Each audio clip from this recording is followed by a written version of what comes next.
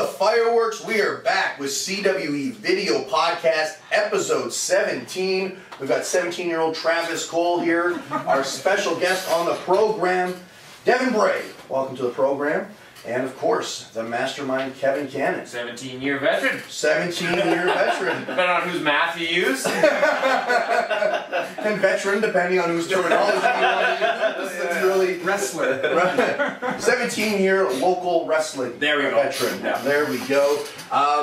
Big week in professional wrestling. We got a lot to cover. I think we're going to talk more about what's going on than there is to talk about with WWE this week than anything, because the Royal Rumble has created a lot of controversy, debuts, Triple H winning the championship. There's a whole lot happening, so we're gonna just jump right into it.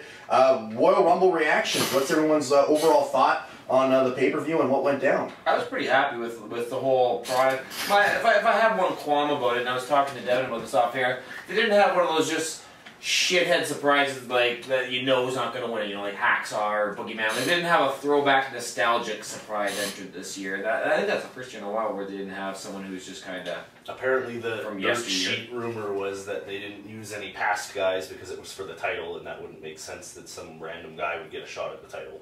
But they brought in like apparently Nash. Nash walked in he's a former champion. I would say Nash is more likely to get a title shot than Jack Swagger at this point. So like, or Titus. Yeah. So, but that was a legend. Half the assholes I had in the fucking lottery we did. Well, yeah, it's funny. You realize how big their roster is right now. I was thinking about it while we were watching, like, for example, that New Day group, only one of the guys in the New Day was like actually in the Rumble. Yeah, because Kofi has to do his spot every year, right? I was actually thinking while watching the Rumble that it was the most stacked Rumble in terms of where guys were placed on the card in years. Yeah. Because there's many years that so many guys come out that you barely see on Raw, barely see on SmackDown. On the roster. And you know there's not a chance, snowball's chance in hell they're going to win. This year was pretty stacked. Yes, we know it's going to come down to a few guys, but everybody was pretty legitimate on it, and I think the intrigue and the anticipation throughout the entire match was good. There's only, we're talking about the Rumble lottery, which I won, by the way, $240 richer from the boys on the podcast. Thank you, Triple H, for putting yourself over, helping me pay my rent this month. Hopefully it's not the last time Triple H helps you. No, not at all. So I think overall it was stacked in that sense, and everybody came out was a legitimate contender. Luke Harper's not winning the Royal Rumble. Eric Rowan's not winning the Rumble, but they're legitimate competitors. So when they come in, like everybody in the Rumble looked like they have a chance to the casual viewer. Yeah. They're on their way up. They're all on the ascent. There was no like Sin Cara's where you said this guy's floundering for years, going nowhere. Yeah, everyone felt like they were climbing up. Yeah, speaking of ascend, there was no Swagger was there. He's the only he was in and out in like 10 seconds. They put over on the pre-show. They put him and Mark Henry over on like 3 established teams, and he's gone in 10 seconds in the Rumble. And I think Mark Henry lasted probably less than a minute too. So between the two of them, they won in the opener, and then they lost both of them in the Rumble. Mark Henry and Big Show and Kane were there for Braun Strowman to get those you did that to them? Yeah. I can't believe it. Sometimes lasting a minute's not always disappointing. If you make that 30-40 seconds count, sometimes you can leave them wanting a little bit more. Or a lot more. I'm still talking about wrestling here. Yeah. Overall, I thought it was good. Like the Wyatts everybody looked really strong. Everybody was set up for something at WrestleMania. And I talked about this on the Rumble recap we did right after the Rumble.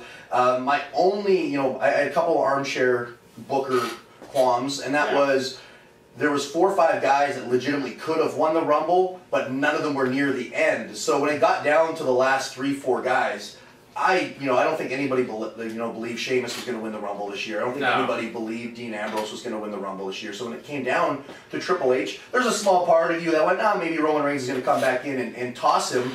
Yeah. But I think it was believable that Roman Reigns might have won it. Yeah. It was believable that Triple H could have won it. It was believable that Brock Lesnar could have won it. It was believable, to a certain degree, that AJ Styles could have, gone the distance and been a player and won it. Or Bray. So it came down to, those 4 or 5 guys, and that was the final 5. The anticipation and the electricity in the building would have been insane. Like, everybody was really hot for the entire Rumble, but I felt once it came down to the last 5 or 6, it kind of fizzled a little bit because that intrigue and anticipation of anybody could take this thing kind of went away. But if you had that that classic 4-man stare down they've done in Rumbles past, where you had Brock in one corner, AJ in one, Triple H, Roman Reigns, Bray Wyatt right before that. Any one of those guys could have believed to be the winner. So I just think if they would have really went that direction, they could have been a really, really memorable ending. You didn't find that the very end with Dean and like Triple H holding on there, and he's just like gives him one, gives him two. Like we were at Handsome Daughter watching it, like 70 people there. It was really actually great atmosphere. Well, that's because Zach Mercury's there. He drew the house. Yeah, he's a huge draw there. And people were going nuts. Everywhere. And I thought that Dean had a chance. I was like, well, maybe, fuck it, maybe he could win. Maybe that would happen. I don't know. Just the suspended belief for a second that Triple H owns the town, like the company. Right? I had a half second too where Triple H was there because he was on the apron on the side that Reigns was when he was eliminated. So I almost wondered if Reigns was going to come screaming. Yeah, I don't want to completely discount him because there was that small part of me that said, hey, maybe they will because he is their most over babyface right now. He's super over. He main events a lot of the house shows. But I just don't, for whatever reason, I just don't have that gut instinct that he's the guy they want to put in the main event of WrestleMania. But the thing of it too is they don't really do this in this era anymore, but they still could do a fucking 2-week title reign. Ambrose has the belt for fucking 2-3 weeks, and then put it back to have him drop to Triple H, and then Triple H. I've heard a lot of critics on social media say that. Oh, they're still Fastlane. They could have done that, but I think that would really discount the Rumble if they did that. They don't like doing that anymore. They don't like flip flop with that belt. The Rumble, I think it had such great anticipation, and if they would have done that and dropped it the next night, then it would have really. Yeah, that's a WCW. What if the twist had been that Dean Ambrose was the Authorities guy? Yeah, they could have done that twist, and then they could have done him and Reigns. But then who would be the top babyface though? He's so hot. That's why the Rumble's so great. If he turned on there and you think about these things. If the most over babyface turned on Roman Reigns, his best friend, you don't. That would get. I would think that would go a long way to helping. And I'm sure that's something down the road. I don't think we're probably going to have time for it. But that's why the Rumble's always been my favorite pay-per-view for that very reason. Because you usually know it's going to be this guy or that guy, like in recent years, anyways. But there are always those little swerves and those surprises that have you guessing. And if you think, I think it was last year. It was last year when Roman Reigns won. Like when it came down to Roman Reigns and Kane and Big Show, and the final three was Kane, Big Show, and Reigns. Yeah, and everybody's like, oh, because you know what it's going to be, so there's no anticipation. But this year there were some guys that could have legitimately taken it, and with the main event picture at WrestleMania being so wide open right now, it really was up for grabs. Because in most years, you know who the champion is, so whoever they're kind of in an angle with going into the Rumble is usually who it's going to be. Like when Steve Austin was against the Corporation, it was likely it was going to be Steve Austin or somebody fucking Steve Austin and get back in the title picture or whatever the case may be. Do you think they gave Jericho such a long run in there just to kind of direct traffic and be the kind of ring general in there? Or do you think I was sitting there joking with him that he was the Cheech of the Rumble. Yeah, exactly. Like he was in there just to kind of tell everyone, hey, get the fuck out now. Hey, this is your cue. Go get it. He put in Spot 46. He put in some good time in there. Yeah. And they were saying over 50 minutes last night is how long he was in there. Rowan was in there from 1 to...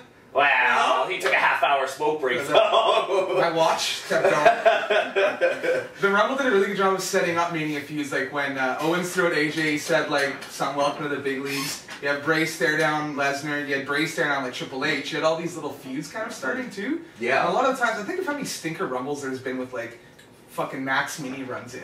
And you're like, obviously Shawn's gonna win this, or obviously Austin's gonna win this. If you watch the Rumbles, like the first Rumbles from the 80s, early 90s, when they their booking was so bang on, like they did such an incredible job the entire Rumble of setting up an entire year's worth of angles with everybody. It was so well written. Heading into Mania 6, like almost fucking I'd say half the matches on that Mania 6 card, like it shows how it's set up. They all came from the Rumble. They all stemmed from the fucking Rumble. Yeah, when we do all the recaps, there was some kind of like probably a good 50% of the matches were stemmed from something that happened at the Rumble. And I was like, even younger me at the time who didn't understand the ins and outs of how wrestling booking works. I'm like, that's I still don't. Yeah, I still fucking don't. It's kind of like, wow, that takes some planning on their part. It makes the Rumble look more like important too. Yeah, it makes it look really valuable. Moving on, AJ Styles debuted in the Rumble. It was rumored for weeks. Thumbs up or thumbs down to how he was presented and debuted in the company and how he's been presented so far. Oh, thumbs up, man. Awesome. Taking Rock into consideration too. That match with Jericho was really good. Anyone, which I don't know, wins and losses or whatever in wrestling, but to win your first match against Chris Jericho was pretty huge. And then he lasted a really long time and got thrown out by a superstar who they can have a long program with. wasn't like a Titus elimination, so. No, the crowd was behind him too. So that pop was nuts. Yeah, they loved him. People in the bar went crazy. I wish I had like someone film me because it was like loud. Am I the only one that thinks his music's fucking horrible though? I kind of like sounds gospel. It sounds like gospel. Yeah, super born again. I didn't really notice. So I kind of like I didn't think it had like that. Like for a debut, it was so like kind of man. Then everybody had that big kick in where like people go holy shit. It felt like the vignettes for like when New Day was starting. Like, yeah, like it really like yeah. I saw some people like marking out for it on social media. It's like I'd have a second where I thought it was Sting. Yeah, that's what it sounded like. Was that really like low key? Like yeah, just nothing. It was just like nothing. But what is really cool, and he is getting to use the AJ Styles name. They're actually pushing him and presenting him. Like, they put over he was an IWGP champion on commentary. They're built, like, obviously they're not going to mention TNA. They don't say TNA, but they say New Japan and other places? Yeah. I like that. That's funny. That's cool. I think they don't view them as like, New direct Japan's great. Like, why? Like, why? Like, Austin Aries also debuted, which we can talk about as well on NXT as Austin Aries. Samoa Joe's done it. So it's becoming more of a trend that guys that have established themselves elsewhere are getting to use their name, which was unheard of for so long. Like, the last guy that did it was like CM Punk, and he was like a very rare case of that. And I think that it's cool, and I don't know why they changed that. And at least like guys use their real names too, and now fuck that. Because they've always been so big of wanting to own everything, but a part of the deal is, you know, they get to keep his likeness, like for, you know, video and such, like when he's done working there, and things of that nature. Shit, But I wonder what, like, why that is. Like, is it because they're doing the network and they're trying to draw in? I think so. Everybody, so it's easier to market AJ Styles to those fans that aren't WWE fans. I think for the last decade and a half, there's been no real big stars that you can bring in and inject into all, like, you know, pretty much a main event picture right away. Yeah, exactly. You know, aside from Sting last year, who was the last guy they did that with? Bill Goldberg. Like there's been, like, you can't do that with James Storm. You know, like, even though he was a top dog in TNA forever, he couldn't just step in and be in the main event picture in WWE. He's a guy they need to build, right? But now they're seeing that they have this potential, so they really want to, you know, get behind who these guys were coming into it, so they can just, you know, they don't have to rebuild them and rebrand them. They can kind of just ride the momentum that they already have. Yeah, I'm really curious to see if it gets, you know, released or rumors like that are sort of, you know, true or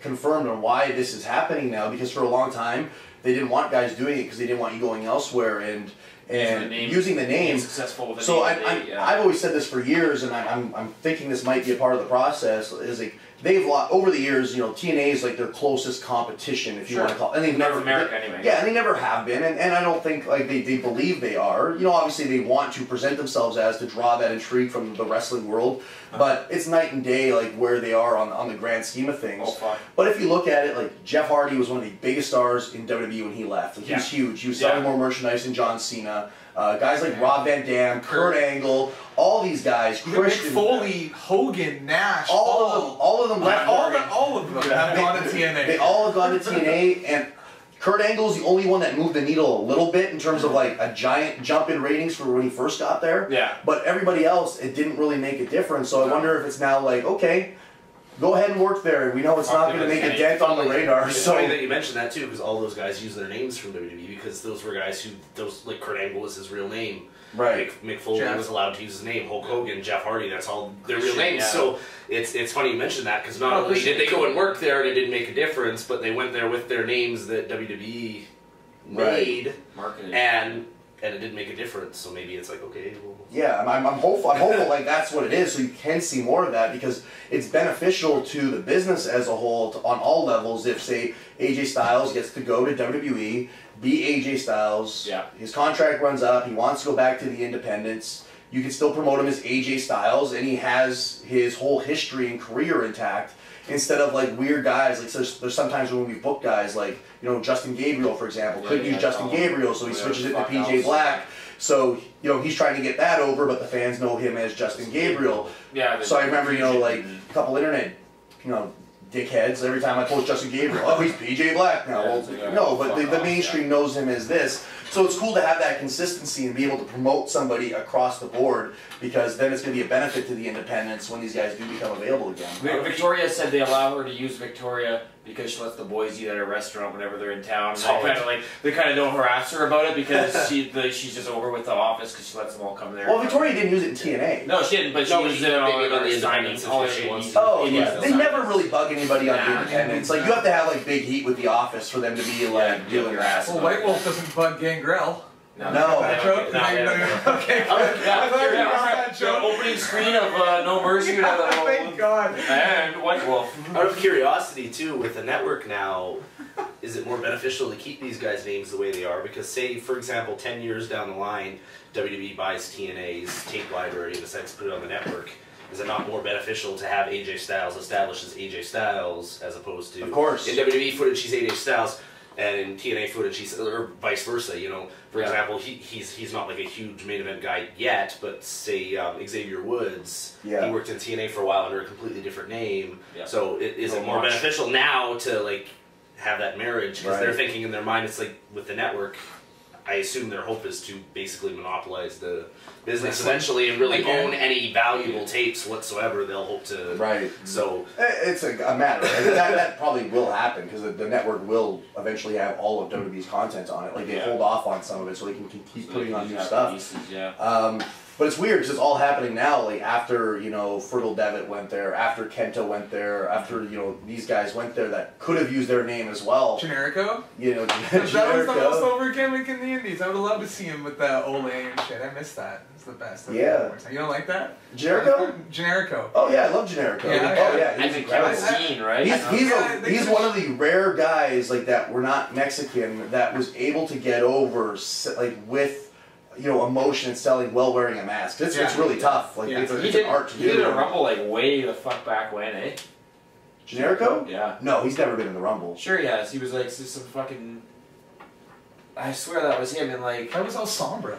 No, someone in like 98 or 99. Oh, he wasn't even wrestling then. No, who the fuck You're thinking of when they had like the '97 Rumble in San Antonio. They had a bunch of the luchadors because it was right on the Mexican border. Who did they have in then? I thought they had Hector Garza. Aguila. Probably Pantera, they used that. No, 98 they used Pantera. So Mil Mascaras probably has been in the Rumble at some point. Yeah, I remember watching it and being like, oh, fuck. The WWF light heavyweight division. Just garbage. Just horseradish. What is everyone's thoughts on Austin Aries debuting in NXT this week? Is that exciting to you as well? Oh, yeah, for sure. He's good. Like, I guess we'll see what they put them in the... I think they could have put Samoa Joe on the main roster. I get they're trying to build NXT, but... after all those injuries happen, it's like just bring up one of those guys to replace the Cesaros and the Seths for a little bit. Triple H made an interesting comment on a conference call about NXT where when he was asked why that doesn't happen, and he says he doesn't want to rush somebody up to the roster to replace somebody that's hurt. Because he said, where do they go? Yeah, he said it's essentially it's like putting a Band-Aid on a boo-boo. What happens when that guy comes back? Now you've got too many guys and not enough spots. Yeah. So you'd rather wait and use these guys and get ready to use them properly so they're more effective for them. He makes the spots. It's not like we have a time slot for NFL football and we can't add 2 more teams. We got no more time. It's like, well... But it's got to be the right place, right time. Yeah, think about Raw last night. Fucking Florida, Flow Rider comes out and does... Can you swear on this thing? Oh, yeah. Flow Rider comes out and does that rap battle with Bo Dallas. That was like 7 minutes long. You're telling me they couldn't have put out one-on-one match, just had a nice little break-off feud. Maybe feuds can end on Raw and not on pay-per-views anymore. Just have a couple like that. Like, there's lots of room to have good wrestling on Raw. They just don't pack it like they should. That said, Triple H makes the spots in NXT, but on the main roster, there's a million different masters to serve. That's so weird. The guys that he's developing maybe don't necessarily fit into what's the... So it's finding that perfect marriage of when a guy fits in on the main roster, because it's a completely different animal. You don't want to bring somebody up just because they're a good wrestler, because they're just going to get lost in the shuffle, and then they're just going to be another guy that's kind of there, and...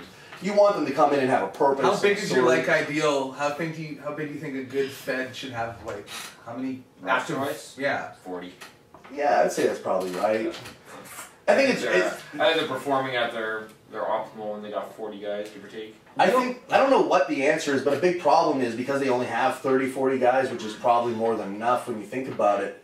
You see so much of that 50-50 booking we've talked about so much because they have to try to keep everybody over. Yeah. So I like with NXT, they bring in guys that are sort of have an indie name to them just to do jobs. So they've got like the old school model of bringing in jobbers that are having competitive matches or sort of competitive matches, but they have name value to them. So these are guys that have an indie following that are coming in, yeah, they're not going over, they're not being booked strong, but because they have it, it's like NXT's like the top indie, and then the guys that are working their way up are coming in and having matches with these guys, so it's keeping them fresh. So you're not having to see the same guys wrestle each other every week, and everybody having to lose half the time to make sure everybody stays strong. So it's kind of a cool concept they have there. I wonder if there's a way to do that with WWE too, where it's we can bring these guys in and have competitive enhancement matches. They make the guys like Baron look really good to beat Rich Swann or something. When they did the initial brand extension, what was that, 2001, 2002? I think they had like 80 guys on the fucking roster. Like I think it was like 40 and 40. Because they did the supplemental one the next day. Next day, where it's like all these guys, and you're just kind of like, oh fuck, Funaki's still there, I guess. But I'm kind of glad that they don't have that kind of I don't know if they'd call that depth. I think it's just kind of watered down talent pool at times. Like that roster. There was a lot of guys on there that didn't deserve to be on there, but they're just kind of like, we'll keep this guy around. Especially after WWE folded, they just hired a bunch. Well, they got like those extra shows. They had like main event and superstars. Yeah. Back in the day, brother. Yeah. On the enhancement shows, like guys like Mike Sharp, who we talked about last week. Yeah. He would sometimes go over on other job guys. So when he did a job for somebody, it meant something. Yeah. So what if you more or less Virgil? So what if you brought like that lower tier guys that are still good and talented and deserve to be on TV, but made them like the main event guys on main event and superstars, and they're kind of exclusive to being pushed on those shows, and then when they need to put somebody over on Raw and SmackDown, those guys come and put those guys over. So don't they already kind of do that? Like they got guys like Adam Rose and Fandango that work superstars all the time, and then every once in a while they come up in job. But the thing is if nobody's watching superstars, they don't know that Fandango's won 10 matches on Super. So maybe the solution is to go is if Fandango's now coming on Raw to lose a match to somebody they're trying to get over, do they then show a little bit of footage from Super? Because that's what they used to do back in the day on Raw. Was they would throw back to footage from Superstars. So maybe they show Fandango's building some momentum on Superstars to make him look like a big deal. They come back from commercial break, out comes Neville or whoever they're trying to get over. They have a 8-minute competitive match. Neville goes over, and maybe it looks a little bit more important than if they just trotted Fandango out with no entrance. I don't think it's bad for a guy to lose a hard fought with lots of 2 counts and back and forth. Like if you lose, it's like, well, you live to fight another day. You're not gone. Like I think everyone, except for like Cena's and Hogan's, like everyone loses. Everyone goes through that period where you're Rocky Maivia and you're fucking in the trenches. So is that the way you do it then? Is that just taking advantage of video packages? I'm trying to remember whose article I was reading. Maybe it was like a Mark Madden article, and he was talking, or somebody, but they're talking, it's kind of like that. Like guys like Neville, for example, who's seen, it feels like he does a job every week on TV, but he'll go over a lot on the house shows. So like the talent that's putting talent over on TV are going over on the house shows, so they're kind of looking strong and being presented like a star to the live audiences, so when they tune in and see them on Raw, it means something when they're losing. So maybe that's kind of the model. And by doing that, you got 3 hours of TV. Now suddenly, if you're airing footage from the house shows or from Superstars, that's now taking up a couple minutes of your 3-hour TV show. That now that the writers don't have to write an extra 20 minutes of the, you know what I mean? Like if they throw to that, like you're saying, and talk about how Neville was winning on the house show circuit or on Superstars or what have you, that's less TV that the writers have to write now. So The Rock showed up on Raw last night. It was a very entertaining segment. I enjoyed it. As always. You didn't enjoy it? I love The Rock. Like I'll suck his cock all day long. But when he's walking in when he's got that big smile on his face, like, "Hey, Big Show, you really won that match." And I'm like, should I get my fucking record book out right now because you're conceding your fake victory? I remember that. Rumble 2000 was a big rumble for me. Mae Young's tits. Rock finally won. Paul Backley showing up. Fuck, that was a good rumble. A lot of shit happened in 2000 for me, alright? And the Big Show won that rumble, so I was kind of pissed off to do that. And then he seemed like he was in a cult, like really happy, and him walking by Patterson, and then the stuff in the ring was a lot better. Once he got in the ring versus New Day, that was good. I can watch The Rock for 3 hours. Totally, Like, anytime I hear he's on TV, like I don't have cable, I'll go and find it immediately. We watched it last night. As soon as we heard he was on there, like, let's pull up the replay online and watch it. And he brings you back. Like, he's so charismatic at drawing you into anything he's saying or doing that you're just like a little kid sitting on the couch giggling at his silly humor. And even though a lot of it is like the shame will stick, people will stay, it's still funny. His delivery is always bang on, and you can't help but be entertained by what he was saying. So it's too bad he couldn't be around more often, because like the rating popped up. It was like went up like it was from like what was it? I think it was like from almost like 800,000 to 1 million viewers to like a 10 or 11 month high, something like that. I didn't like how they brought him in either with the truck. They should have just had New Day in there talking shit about Miami and LeBron James and stuff, and then all of a sudden if you smell hits and the crowd goes nuts. Like, you kind of wasted a pop on him being on the Titantron. Yeah. Those kind of things matter to me, just the crowd interaction on a Raw. Because it's so crazy every night. You're like, oh, where's Raw tonight? Oh, it's in Miami. Oh, that crowd's pretty good usually. Yeah. Corpus Christi. Oh, fuck, it's gonna be brutal. Like, I liked it because it was something different though, like him pulling up and walking, and also too, like it gives it gives you an opportunity. Like back in the '90s, it's like you phone up your friend and like you need to change the channel from Nitro to Raw. Like it had that kind of feel. Like The Rock is walking down the hallway, he's about to go to the ring. Like friends in the '90s. I barely have friends now, brother. Yeah, that's what I mean. Don't make shit up on podcasts. I didn't have a phone in the 90s. But at the same time, You know what I mean? Like it gave that feel of must-see TV. Like you had to call your friend, text your friend. At the same time, he change gave the like channels. 6 guys the rub on the way in by being able to interact with him that probably would never be in a ring with him. So it was kind of cool. New Day looked really good, like on the mic too, against him, which is really tough to look like you're the Rock's equal or even close. And I think that all 3 of those guys are great. We were talking about too, like it seems like because New Day's so entertaining, the Usos haven't been getting as like they've always gotten really great reactions, but it feels like the reaction hasn't been quite as good as it used to be. And maybe it's just because they're working with New Day, who's just so entertaining. They become cool heels. Like, that's what I mean. Like you don't boo them, you laugh at how silly they are. But they're so now they're kind of getting the rub from working with Rock, where it's like, okay, these are the Rock's cousins, so hopefully that will then translate. I would imagine that was the plan behind the whole thing. I've never been a big Usos fan. Me neither. Fucking day one. If they weren't part of that family, they wouldn't be on that roster. No. The story of the Usos and Roman Reigns really irritates me. They're working in a moving company, and then one day, it's all in the Usos documentary. Yeah, I watched it. And solid. And they say like, oh, I'm sick of this, man. Like, let's call up Big Oos and see if we can get a job wrestling. Yeah. So they call their dad, and he's like, you sure? Like, I really don't know if you should get into this. It's tough. Yeah, we want to do it. So then they get booked. Like, to me, that sounds like an awesome like TV show for the network. Like the Keishan Usos kids? and Roman Reigns running a moving company. Maybe Tamina could be like the secretary, like the sassy secretary. Yeah.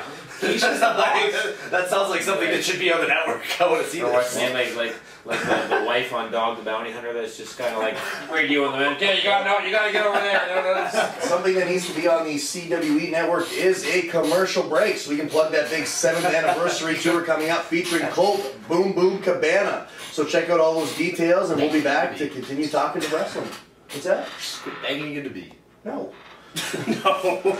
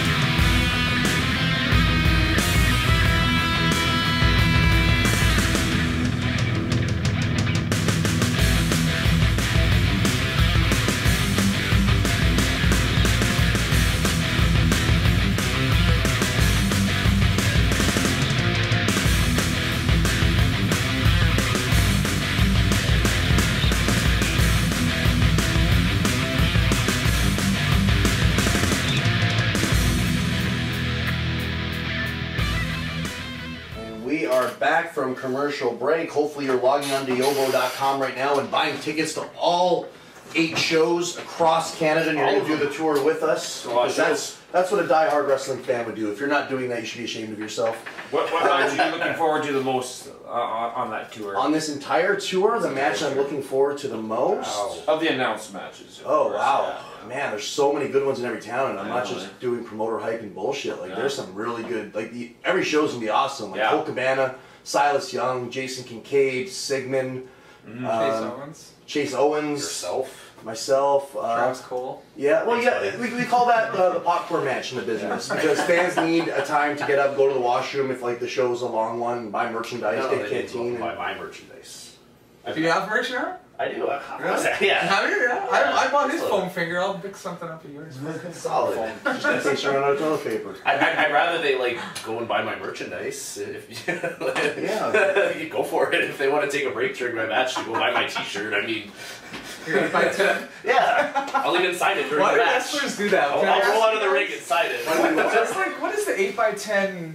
What's the history of that? Just like, here's a photo of me. Like, is that an old thing or a? I think that I get the collecting thing now because it's a thing. I think that's from even before wrestling. I think that transcends wrestling. I think that's the entertainment. Yeah, that's the entertainment business in general. I think like that was a big like Hollywood Walk of Fame type thing, and like, oh hey, I ate at your restaurant. I'll sign a picture for you and you can put it up on your wall. That was like a 1920s, 1930s type, like, you know, like you'd go into a restaurant in wherever, LA, New York, wherever, there'd be all laundromat. So yeah, laundromat even. Yeah, there'd be all these signed pictures of celebrities that have been in there. In theory, it's like going to the circus or going to an event. It's a souvenir to say, look, I went to this place and I met this person. But there's like people that are diehard into it. And I always thought it was kind of bizarre. Like I sell like autograph photos of many different WWE stars, like part of my merch table, and they're really popular.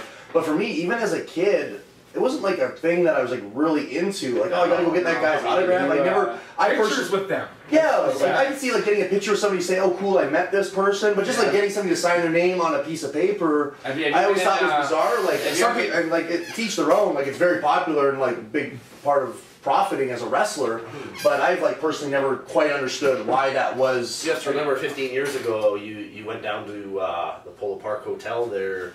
To see the guys, to see the wrestlers there, you didn't have a cell phone camera or anything like that. So you were just a kid hoping that they'd sign your notebook or something like that. You know what I mean? You didn't have, you know, maybe you had like a Polaroid with you or something like that and could ask for a picture. But I mean, have you ever been over to Easy Rider's house?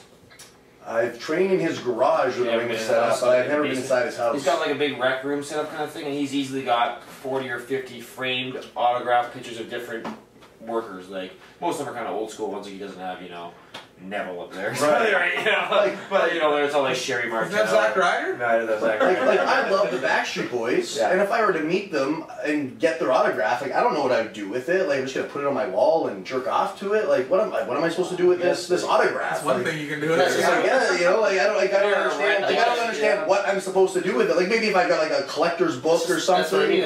It's just like a. I'm the same way too, but I think it's just some people like to have that item. Backstreet Boys? Well, yeah, that too, but that's not what I'm talking about. I think what soured me on autographs is in '99 WWF came here for a house show, and I went to the airport, which I wish I could do more. I'm just too weird about things. But I went there. X-Pac is eating at the Tim Hortons, and I'm like, I like X-Pac. I'm fucking 10. And I walk up and I'm like, X-Pac, and he's like, fuck off, kid. Like, holy shit! Was he a babyface or a heel at the time? He must have been a face. It was August '99. Wow. Face, yeah. Solid. Chris, can we make sure that you tag X-Pac in this video? You'd probably tag him with Kane around that. So that he can once again tell Devin. Like I remember when I go to local shows when I was like 12, 13 years old, like I'd get some autograph stuff just because like, it was like what all the kids did, and it was like something to do. But I remember Don Callis. I was at a TRCW show, and that's when he was on TV, so I was like, oh, it'd be cool to get his autograph, I guess. Yeah. And he was, like, in the lobby of Chalmers. Like, he was, like, watching the show from, like, the lobby, just, like, peeking around the door, I guess. Yeah, and he ran in on Will Damon and... It must have been. No, he wasn't going into a segment. He was just watching. Yeah. And he was the only guy in the lobby, and he was like on the other side of the room, and I was like starting to walk towards him, and he like realized that this 12-year-old kid was coming to get an autograph, and he fucking bolted. Sorry, who was this again? Don Callis. Oh, Don. He was like, nobody else around. It wasn't like he was gonna get swarmed with autographs, you know, but he's just like, nope, not having any of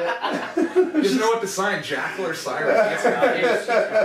Well, when I see you walking towards me, I usually turn and head the other way, so I don't really blame him. I know he, I can't remember where we were going, but in the parking lot, like somebody asked him if he declined an interview, but it wasn't like a garbage snake interview, which we'll get to in a minute here.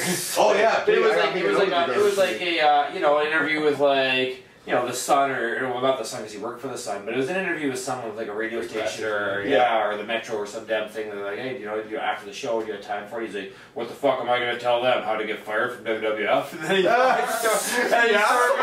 Let's start there. See, like, obviously, like when you've been on TV and you've got that celebrity status, I'm sure it could become like a task at times. You're being swarmed and stuff all the time. But even at the level we're at, like we some shows will get swarmed by people, and I always try to remember me being a kid. Yeah. That and how much that would mean. So I always try to be polite. Like it's a humbling experience. Like no matter how many times you've done it or not done it, for somebody to want that from you, it's a cool thing. It's a cool thing.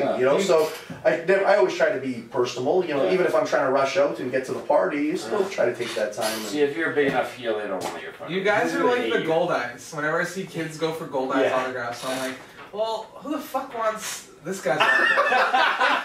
What? No, but to those kids, you guys are larger than life. Yeah. Like, I can't believe that these guys do what I can only dream of doing.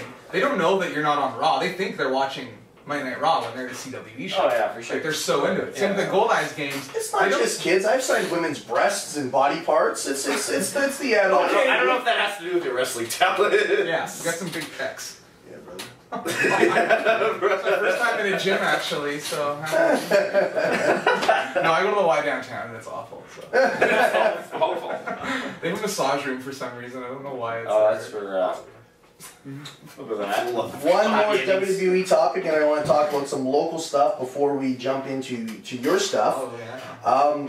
Rumors are going around that there's some heat on Tyler Breeze and Lana this week, and then Tyler Breeze's push has been put to a halt, and he was now in the dark match on SmackDown this week, supposed to be used on television. I didn't hear what's Breeze. What's the Breeze thing? The story that I heard, keep in mind, it's always it's always dirt sheet bullshit. Is this Meltzer? But I don't know. The only reason I pay attention to the dirt sheets is so we have topics to talk about for this. But I love the general consensus was something along the lines of he left the show early, like a TV taping. He had asked some people and was told it was okay, but he didn't ask all of the right people, or what. It's one of those things in wrestling where you can shake everybody's hand but one, and that's all it takes, and you're suddenly. And what's Lana's heat?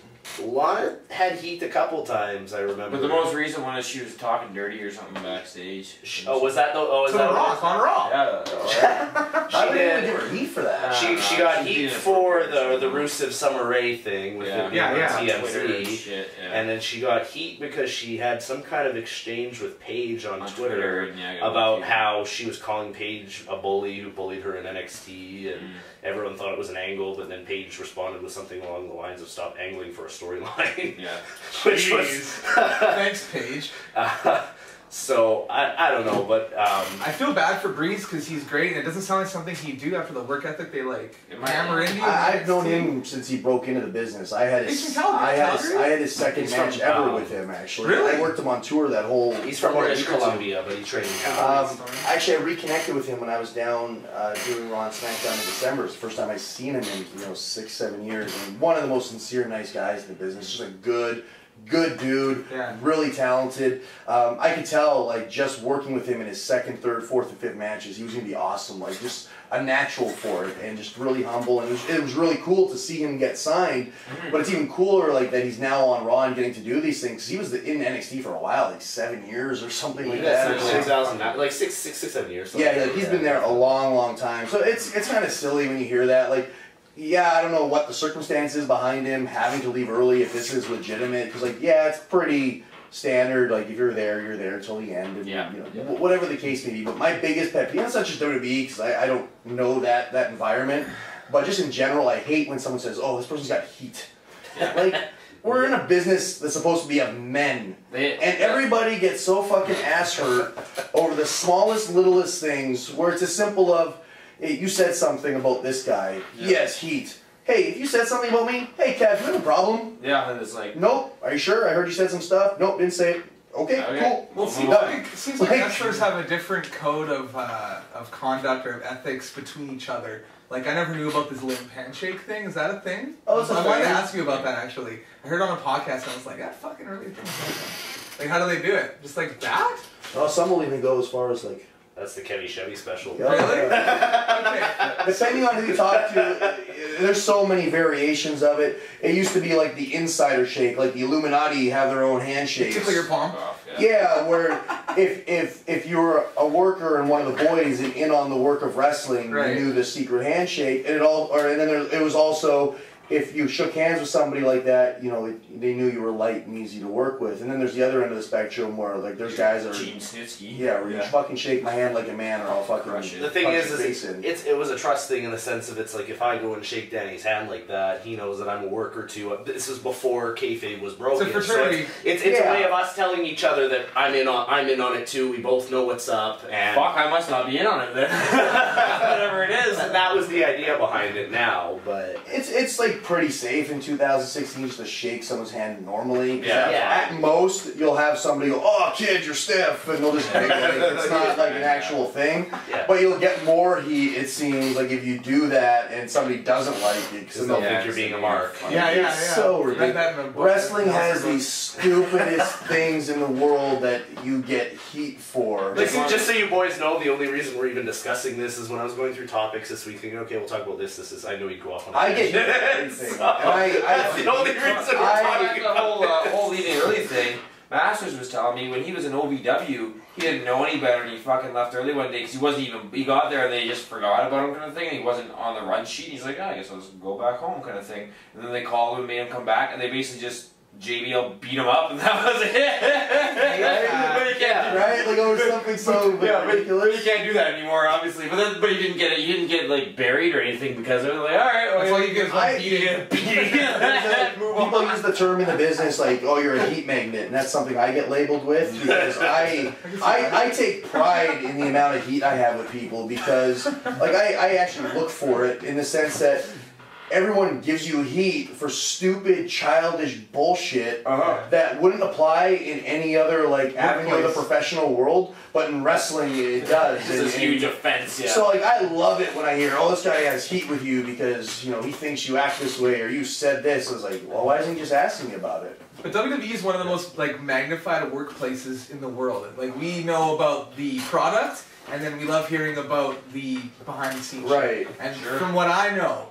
I've only been to one Raw in my life. From what I know about the WWE is you have to navigate that political landmine. Oh yeah, like if you don't shake somebody's hand, just like stupid, silly things that can come back and get you, and it's really ridiculous because these kind of things have hurt guys' careers in the past, and they will in the future, and it's always like.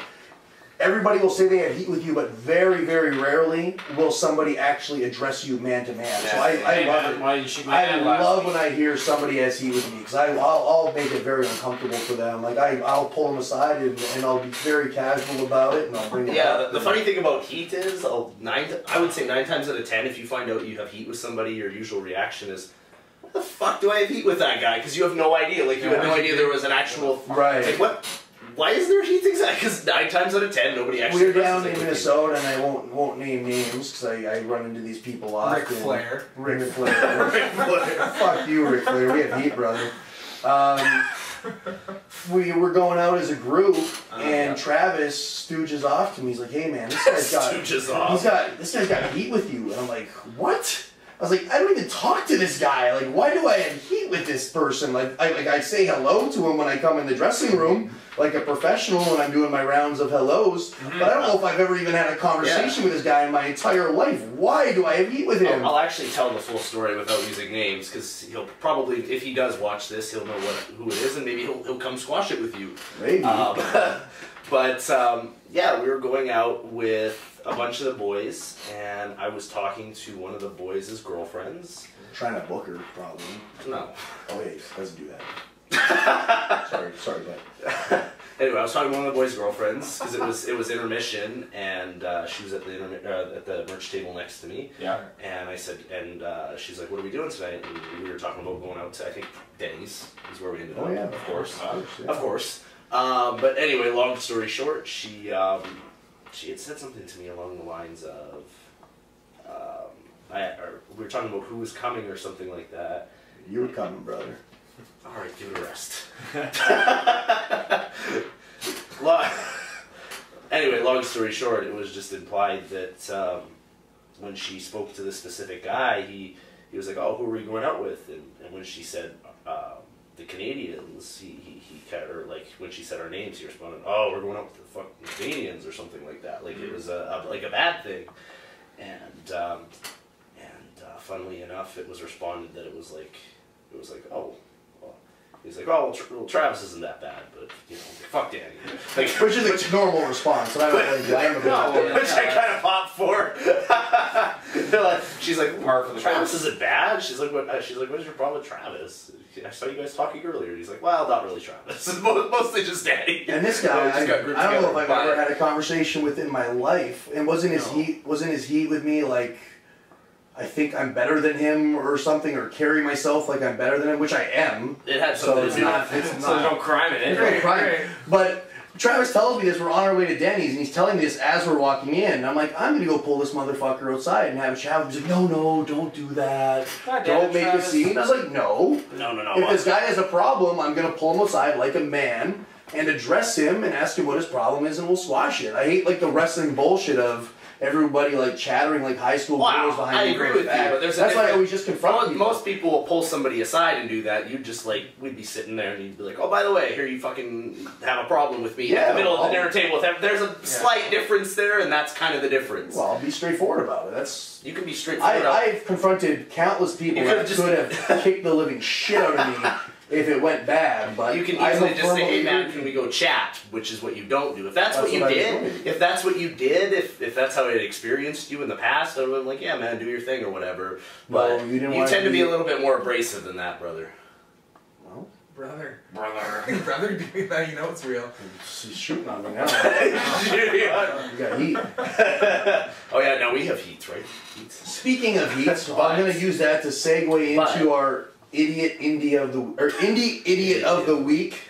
It's we forgot it last week, and we have our first two-time winner. So make sure to put up a nice little graphic and make him feel special. Ernie Todd is our indie idiot of the week, and it's a follow-up to what he was the indie idiot of the week for a few weeks ago, where he blocked me from being on a show, saying if I was booked, he wasn't going to show up.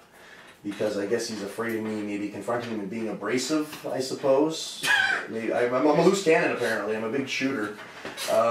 Help me out here, Kevin. Can you tend to be a little bit more abrasive than most guys? I've never seen it. No! Come on! I just call it straight. You're a straight shooter. You're dead solid. I'm not a tough guy. I wear a women's purse around my waist, and I just think I'm not a tough guy by any means. I just call people on their shit because I'm a man. I appreciate straight shooters, but you also don't need to make other people feel uncomfortable. They're the ones with the problem. No, but like, I mean, the other people that were at the table in that story. With that being said, but anyways, Ernie Todd blocked me on this show, saying that he wasn't going to be there if I was booked. Yeah. And Broda, out of loyalty to all the years Ernie gave him work, said, "Okay, Ernie, I'm going to book you this once. Say thank you, and Danny can sit." So Ernie, right off the bat, affects the quality of Broda's show, and secondly, takes money out of his pocket, because I do draw people to Winnipeg wrestling shows, so he hurts them twice. And then the show rolls around on Saturday. I'm down in Minneapolis for Steel Domain Wrestling, and I'm getting the Stooge report on the show, and Ernie Todd no-shows the show himself. So he blocks me on it and hurts the quality of their event. Pulls a Brodus Clay. And then he no-shows. Like, what an asshole. On the show. So we're going to label him our first two-time indie idiot of the week. Not only is he the first two-time, but you've only done indie idiot of the week twice, I believe. So he's like the only one. He's got a streak now. Yeah. So it might just be the Ernie Todd Award as time goes on. He might be like the Undertaker of the indie idiot, in that he could be like 22-0. He could be the indie idiot every single week. My gold star of the week goes to the Garber Snake, Jordan Garber. I don't know if you guys are familiar with Jordan Garber. Are you? Fuck yeah. He is amazing. He's a wrestling journalist of sorts. If you go find him on Twitter, I highly recommend doing it. I met Jordan when he was like 12, 13 years old. He started out something around 3 years ago. Yeah, I'm a really good buddy of his uncle. Yeah, like 2 years ago. Yeah, just like I was when I started hanging out shows, trying to help out. But he was doing interviews at like 12, 13 years old. Yeah, he got his own little podcast or whatever it was. And all these crazy things. And we decided to take Jordan Garber on the road this weekend. Okay. And this has been he's about 20 years old now. I think so. He still looks like he's 12. He still looks like he's 12, yes. But he's done some, he's come to some CWE after parties where he's exposed his penis in the bar to women and stuff. Like, you would never guess this. Bobby J's house. Bobby J's house. He was drinking and throwing up on the floor. Like, he may or may not have partaken in, orgies, right? But who knows? So I don't know. He may or may not have. Everyone may or may not have. Upon first look, you go, this is just a geeky kid who likes wrestling and he's trying to fit in. And he contacted me and he wanted to really go on the road and see a show somewhere else instead of Winnipeg. And I can't say I blame him because a lot of shows here suck. And so he comes on the road trip with us, and he quickly earns himself a full-time spot in the car. Where if I had to make a decision between him and Travis gets the boot. Jordan was telling us some solid stories. You would think, much like Travis, he's never had sex with a woman, but he has. Hood rats, he calls them. Hood rats. And he went on to tell me about. Did he use that term? He did use the term hood rats, and he talked about how he would pound her hard and gave her a good dicking, and we would start talking about. I fucking love it. Yeah, like we start talking about Travis's lack of success in the women department, and then Travis would do the typical like, oh, she's not my type, she's too big, she's too ugly.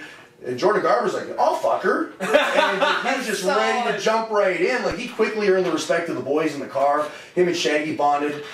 Shaggy had a nice Rager in the back seat. And Shaggy was trying to get him to touch his dick. Yeah. So it was a good bond. Did he actually get a car ride boner?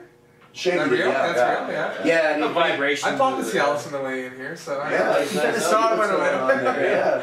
So Shaggy had his like Rager in the back seat, and he was like, Jordan, just look at it, just touch it. And Jordan was contemplating, and he didn't this time, but who knows what the future will bring.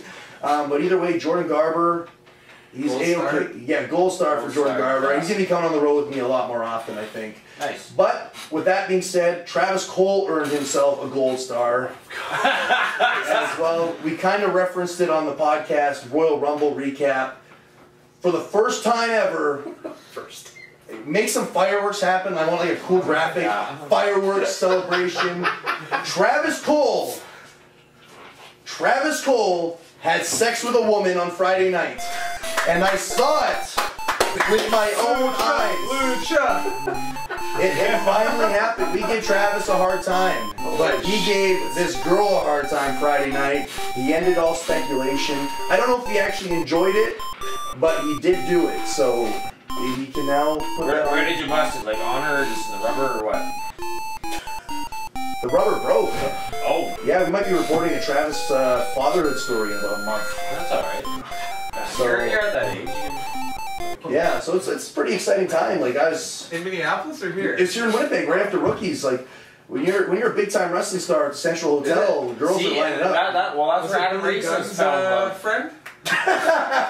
Oddly enough, that could have happened as well, but Travis turned that down a week prior. But Adam Race found love at Rookies, did he not? He sure did. That's where he found his girlfriend. Rookies is a place to make connections. And he connected. Like, Travis, I'm proud of you, man. Put it there. I'm not going to turn it. I'm so proud of you, buddy. See, it wasn't so bad. Like, you did au natural, right? No Cialis? Yeah. Oh, fuck, that's alright. Yeah. Yeah, he was like, how did it taste? Did you like it? Alright, that's enough. Do you ever bring them to Hooters? Oh, yeah. Did you used to tape this there? Yeah, we taped our first episode there, but we got the boot because we were talking about transvestites and stuff like that on the first podcast. And that's in the family area. Yeah. Weren't you reported by somebody? Yeah. The business, allegedly? So we need to take one last break, and we are going to jump into the Garbage Hill Podcast Network. Nice.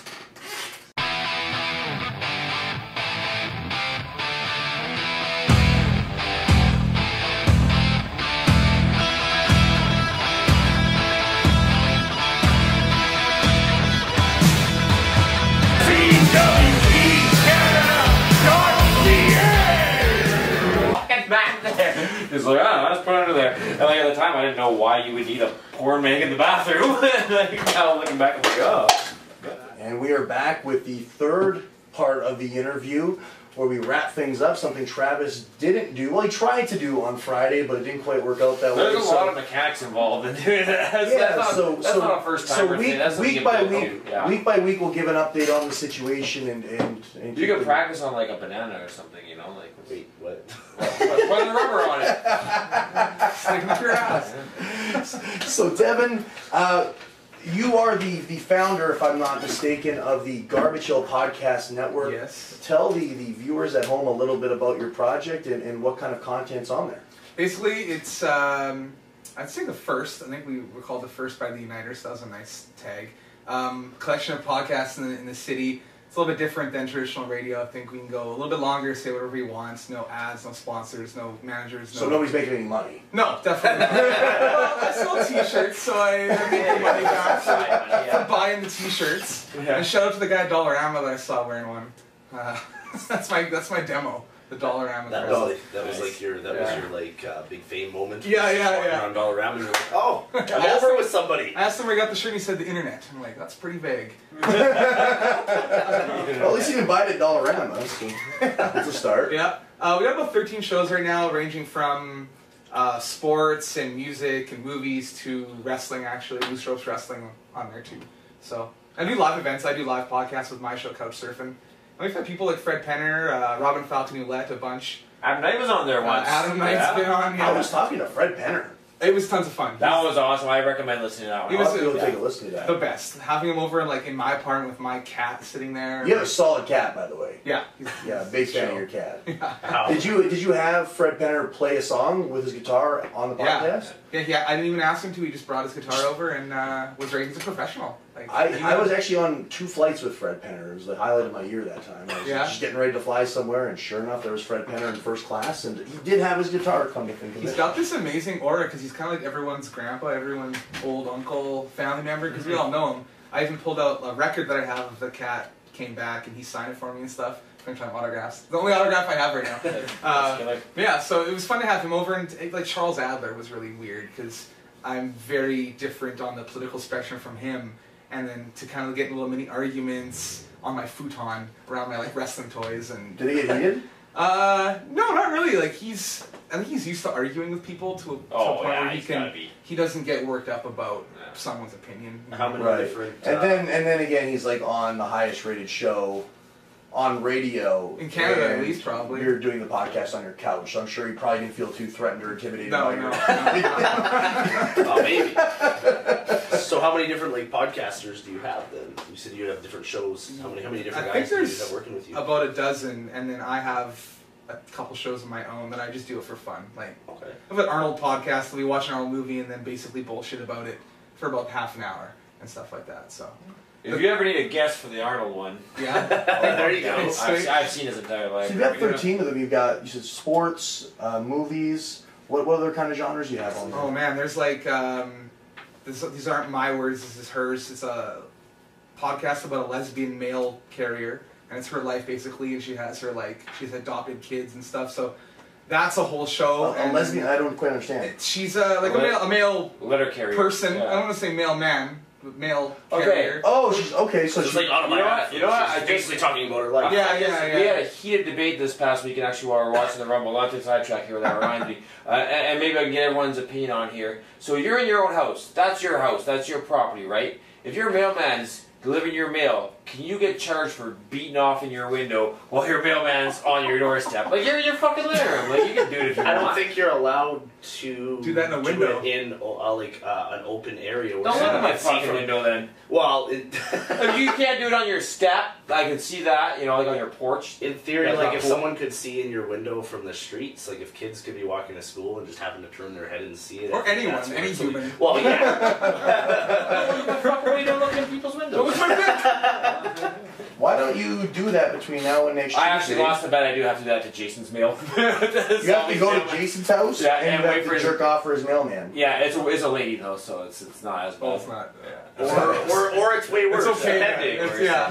Well, I think that's worse because she'll think it's about her. If it's a dude, you'll be like, look at this weirdo, right? You know? Yeah, with the woman, she'll probably call the police. I don't live there. I don't give a fuck. I'll Make be sure gone. you wear a hood at least. So when the police come, they'll think it was Did you Jason. say hood like a hood or like a lucha mask? The thing Either of it or would be Well, the lucha mask might not be that. Jason and his girlfriend live together, so like I don't know how happy she. How did this even come up as a bet? I don't know. Rumble. It started off with, are you allowed to jerk off in your car or not? Because I don't think that should. No, your car's your property. I know. You can't just jump in someone's fucking car at a red light. So in a school parking lot, a guy could jerk off and be like, Well, I said if you have your actually, jacket, that's funny you mentioned if you have your that. jacket laying over your cock, you could probably fucking jerk off in your car. 'Cause you're not doing any what's it called, public nudity or anything, right? It's public actually decency. no, Yeah, it is. I met a wrestler somewhere in the States who has a charge because he was on his way home from work, but he really had to rub one out and he couldn't wait till he got there. So he pulled over and did it in his car and was in a school zone and he got dinged for it. So it was worse because it was in a school zone. Even though like there's no school or any kids around, That's supposedly. where you are. If you take a piss in a school zone, you'll get one of those tickets for every day. Yeah, so it's not a good idea.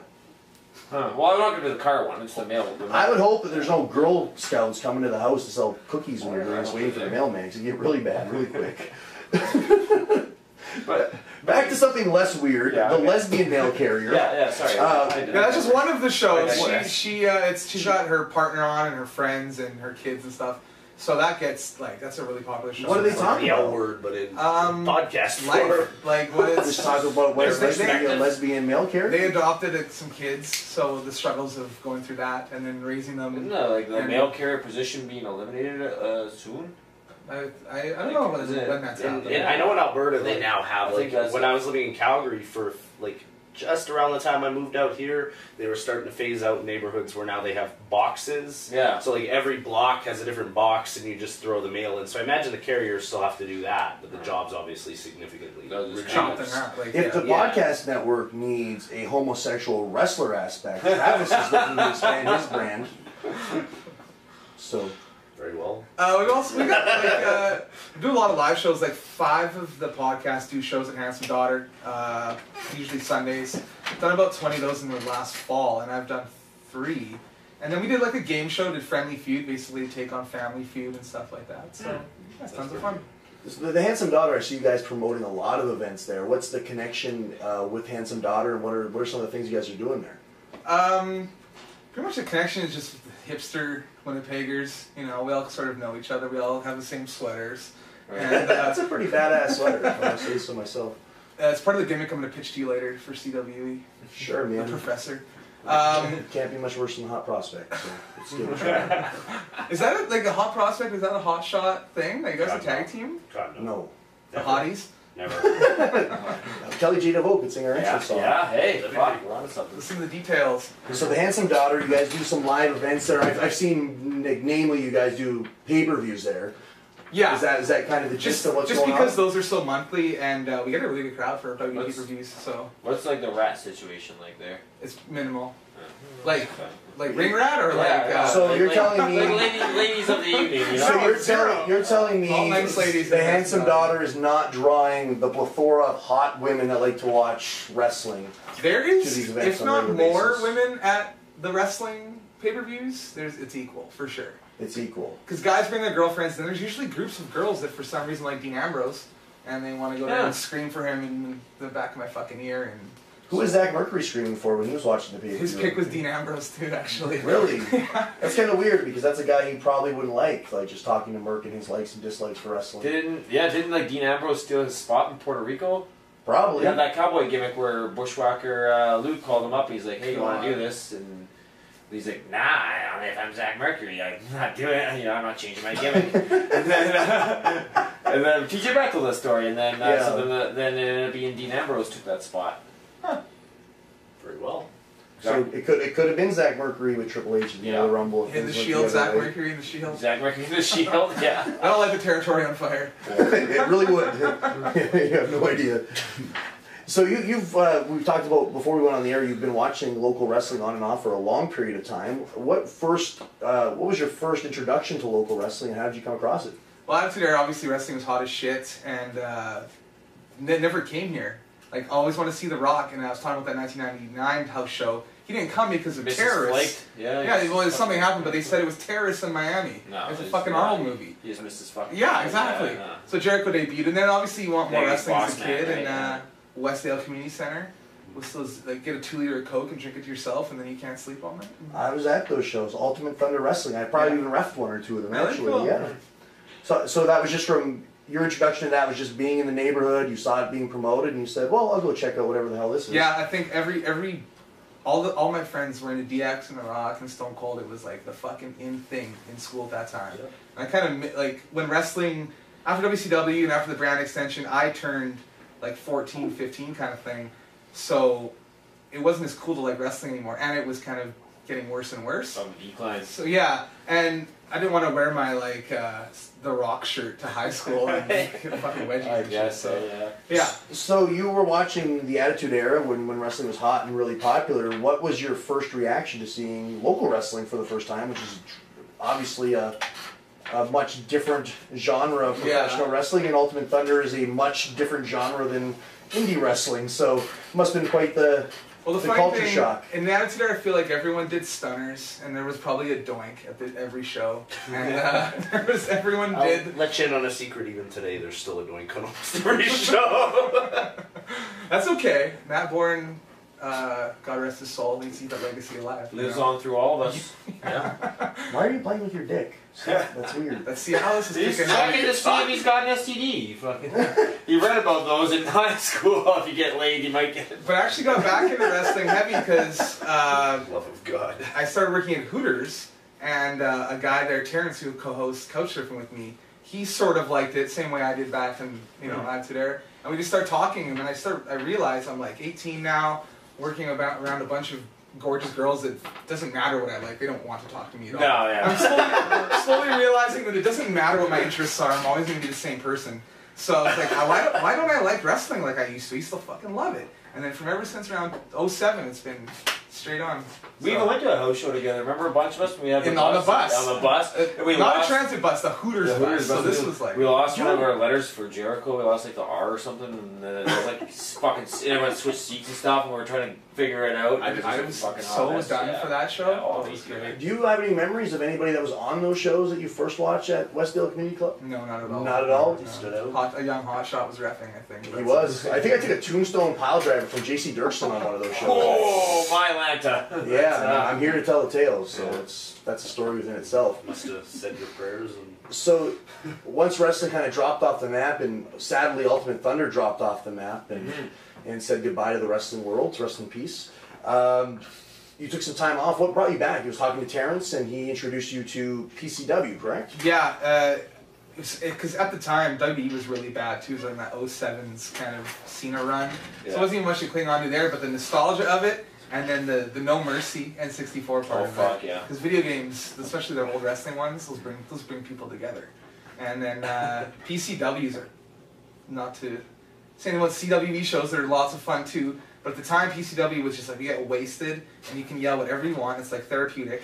And they were bringing in like good wrestlers, so it wasn't just the same guys every week. No, yeah, they had like P.D. Williams and guys like that. Yeah. I saw El Generico fight like Mike Angels or something, and they went outside in the parking lot, and there's a sushi place next door, and there's just like some sushi delivery guy parked out front, and El Generico gets hip tossed onto the guy's car. And he's like, what the fuck? And it's like everyone's out there like chanting PC dub, so it's shit like that. But, yeah. Surprised called the cops. It was okay. So what are some of your memories from that time? Who were some of your, like, the guys that, you're now older, you're an adult going to these shows. Who were some of the guys that kind of captivated you as a performer when you first started getting involved with local wrestling again?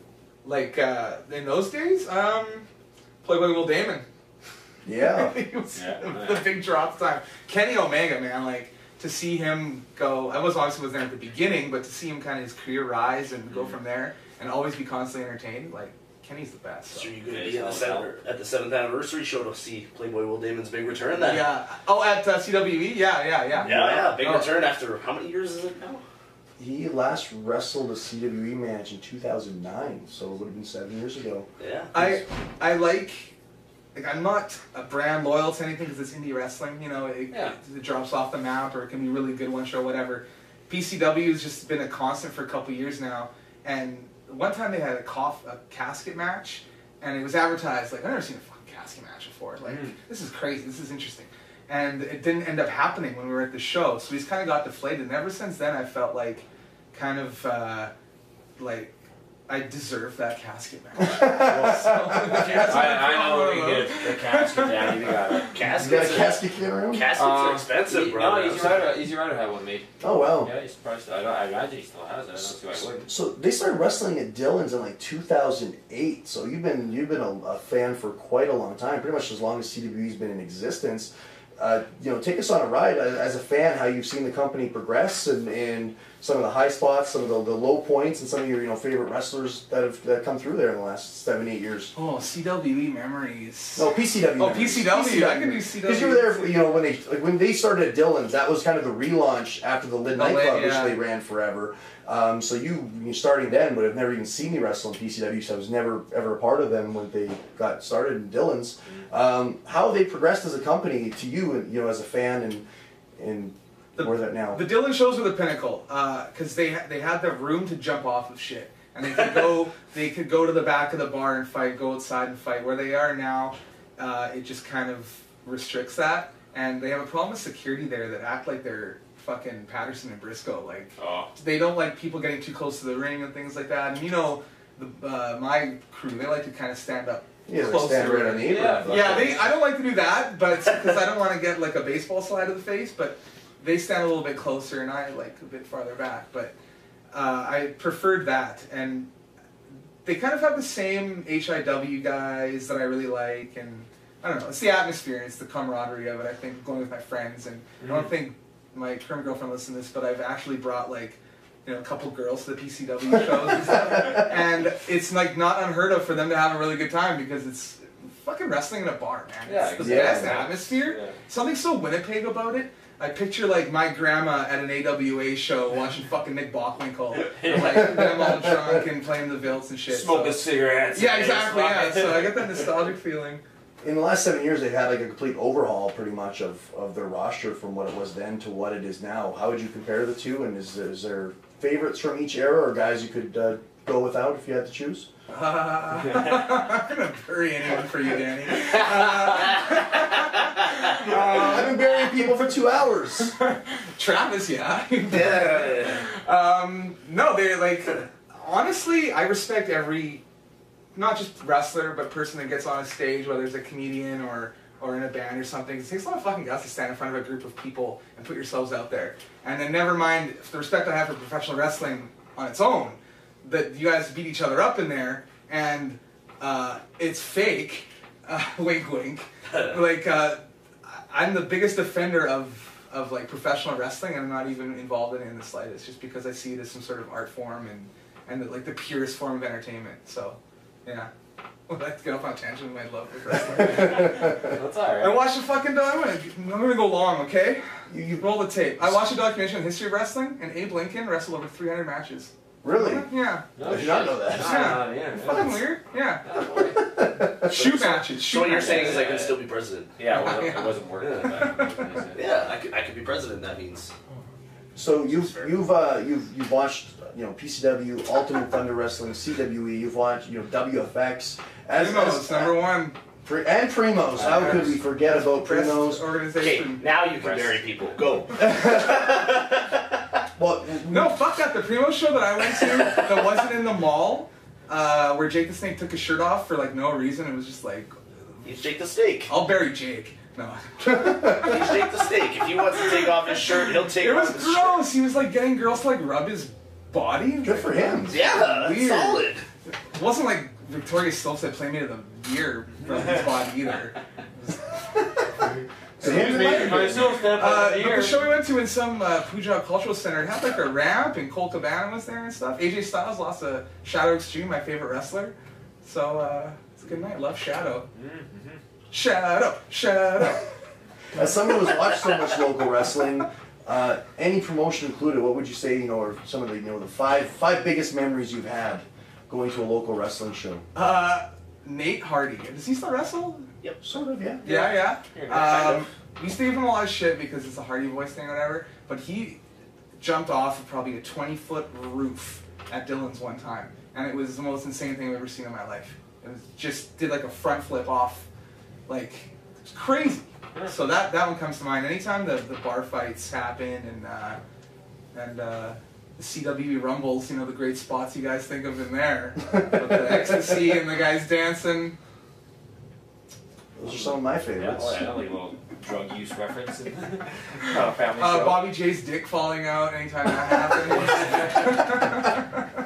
I will say of the Scotty Raver parties that you're referring to, this year I was busy doing work backstage during the Rumble, and I didn't get to watch any of it because I was directing traffic. Mm-hmm. But I made sure to take 2 minutes to go to the stage to watch the Scotty Raver party. As soon as I knew he was going out, everyone dances and they're all fucked up. It didn't get to that. He didn't get to that. He got robbed by. He got robbed by. He took his shoes. Stole his drugs and took his shoes and threw them out. Scorpio? Yeah. Okay, I completely forgot about Scorpio. Scorpio's like my favorite wrestler. He stole his shoes. Always give him a tough time. We always yell, "You're my best friend," and he's supposed to be a mean muggin'. Yeah. And he just can't contain it. He tries so hard not to laugh. Yeah. So I love those guys. Yeah. If you can make a change to anything in local wrestling, or how the shows are produced, or how guys are used, what would be some of your fantasy booking ideas if you had that opportunity? Honestly, if you guys had a venue that was closer to here or West Broadway. Holy Cross is 5 minutes from here. It's the St. Boniface. It's different, I think. It's 5 minutes. I think that every area can attract its own group. That's what it used to be like in the community club wrestling days. Yeah. There's 2-3 shows a week because every neighborhood would have its own community center that would have a show. We were just talking about this yesterday when we had to go to Charleswood. Yeah. We were talking about how there used to be wrestling there, and then it just totally wasn't anymore. And it was St. James and Charleswood, they're their own town, really. Yeah. Wow. And when you go to Transcona, like that's a Transcona thing. It's kind of tough to get to, especially when I have drinks and people need to drive home and stuff. Mm-hmm. If you had something around here, make sure you have a car. So you stand here. Make sure, yeah. So yeah, if you did something like around the Goodwill, I bet the Goodwill would fit a ring. Hint, hint. And wrestling is becoming, I'm going to use the word cool, but it's becoming like accepted again in the 23 to 35 demographic, I think, because of NXT and ROH, and you see guys that are more believable, like your Daniel Bryans and Punk. Like, those guys look like they go to the Toad. Like, they're not Hulk Hogan and Terry Sabinski and stuff like that. So more believable that not that I could do it, but guys like me are doing it. So yeah. I know you don't want to bury anybody, but when we have a wrestling guest on the podcast, they talk about their worst matches and some of the worst opponents they've been in the ring with. So I'm going to give you plus and negative. You're going to give me the 5 favorite local wrestlers you have and your 5 least favorite. Local wrestlers? Yeah, 5 favorite Winnipeg of all time, and the 5 you wish you would never have to pay to see ever again. We do it on a weekly basis. Yeah, we start swinging. That's okay. Number 1. It doesn't have to be in a malicious way. Number 1, Travis Cole. On the most hated. The hot number 1, most liked. Oh, thanks. The hot prospect. I didn't tell you to lie to me. I didn't tell you to make shit up. I want you to be honest. Well, if Kenny counts, Kenny's number 1. Of course, yeah. He's, to me, above Jericho right now, because Jericho just grates on my fucking nerves, and he's not indie wrestler, obviously. I like you. I think you got the look. As someone that watches as a fan and has no aspirations to do absolutely anything in the professional wrestling world except for maybe edit for the network, edit all the Heat episodes. Edit the Undertaker's Limp Bizkit theme out. I don't think Undertaker ever worked Heat. That's probably a safe pay-per-view, I bet he did. Yeah, he did. For Stevie Maybe Richards. a segment back in the 90s. Yeah, I don't know if he ever worked like a I'm gonna match. dig up an Undertaker match. He was like stacked when they first brought it on. Yeah. It was very often, like him and Kane would be in tag matches and stuff. Yep. On Heat. Yep. Scorpio's another one, and maybe on a pay-per-view. those guys that I see toil at PCW, like the Jackie, the Jets, and those guys that just go out there and work every month and fucking like suplex each other onto a concrete floor for my $10. Like, that's like fucking rights for you guys. So, for least favorites, Gotchface, who I think is El Sombra. I think that's his name. Sombra. Yeah. That's the only one that comes up. It's a fucking Rey Mysterio ripoff, and I don't know. There's only one Rey. Gotchface, that's awesome. We're not original people. So that's one. Oh, I need Need five. more. Everyone has least favorites. If I asked you your least favorite 5 WWE guys, you would tell me in a heartbeat. Yeah, but I don't have to go to a show next month where fucking Jay Walker. You're basically just picking guys now that don't intimidate you in any way. Is that the idea? You're just like, no, that's I'll pick guys that I know aren't good. Adam Knight legit gave me like a stomach ache from slapping me so hard in the gut because I think I called him fat or something or whatever. And he assaulted you? And he lifted up my shirt and then gave me like a big pink belly. I was like, oh, I'm gonna throw up. Like, it really hurt. And then we were cool after that, but yeah. So fuck Adam Knight. No. I agree with that. Fuck you, Adam Knight. No, he's great. I honestly, I can't think of any ones that stick out that are really, really bad. Because everyone's trying, man. I don't go there thinking like, when's Lesnar gonna come out? Like, it's all, I know that everyone's working on their craft. So you have low expectations, is what you're saying. I have expectations. I want to see some wrestling. It just doesn't have to be good. Yeah. It needs to be good. The reason I like talking about this stuff is I love bad wrestling. I like bad wrestling more than I like good wrestling. Come on, you just like very indie. See, I really enjoy that, but I love watching bad indie wrestling. It's my favorite. I thought, and there might be some matches that aren't announced yet. I thought we were going to give Colt like one just like bad match so he can take that back with him. There is one there. Yeah. You just have to guess which one it is. Oh, alright. Travis Cole in Calgary. Oh, yeah. You get to wrestle Colt Cabana? Yes. Cool. Yes. Good for you. Yeah, it should be fun. Sweet. Yeah. For me, not for him. Colt Cabana is one of the reasons I actually got into podcast, period. I listened to like some early ones, and then he started very early into like the iTunes podcast of what it is today. So listening to that show and like, the first couple episodes even. And now I still listen to it. It's fucking awesome. He's been so. They don't shoot enough for He has to have been doing it for what, 5-6 years like, now, right? Long time. Yeah. And like that whole punk interview and stuff that happened, I was working at a homeless shelter at the time, and I remember putting up the Christmas tree and listening to that punk interview and being like, fucking love wrestling. Yeah. Alright. That's the infamous one where TJ Bratt emailed him and Punk and called him a couple of cocksuckers after. Yeah. What? Yeah. Yeah, in our podcast. And they responded to him. We're wrapping up our podcast. We're wrapping it up. We had it with TJ Bratt, and we're wrapping it up. I'm taking it home, and I'm signing off. And as I'm we'll see you next week.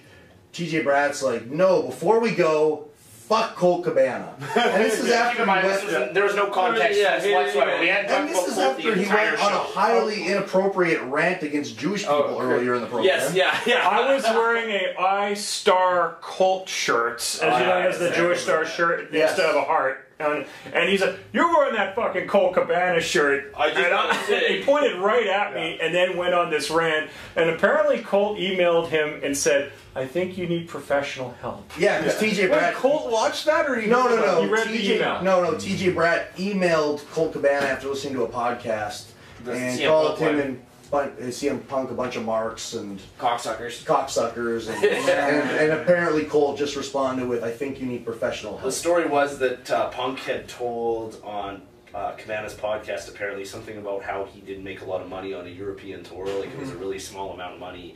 And Bratt took offense to that and said that they were killing the business by accepting such low amount of money, and he should have demanded more money because Hulk Hogan never would have stood for that back in the 80s. Something like that. So yeah, this it was something along the lines of he was mad at CM Punk for not going to the office and demanding for more money because Hulk Hogan never would have stood for that. Well, TJ Bratt never did. He always stood up and demanded that Hogan like money on the independent. So that makes sense to me. I'm telling the opinion. There's no opinion here. I'm just telling the story.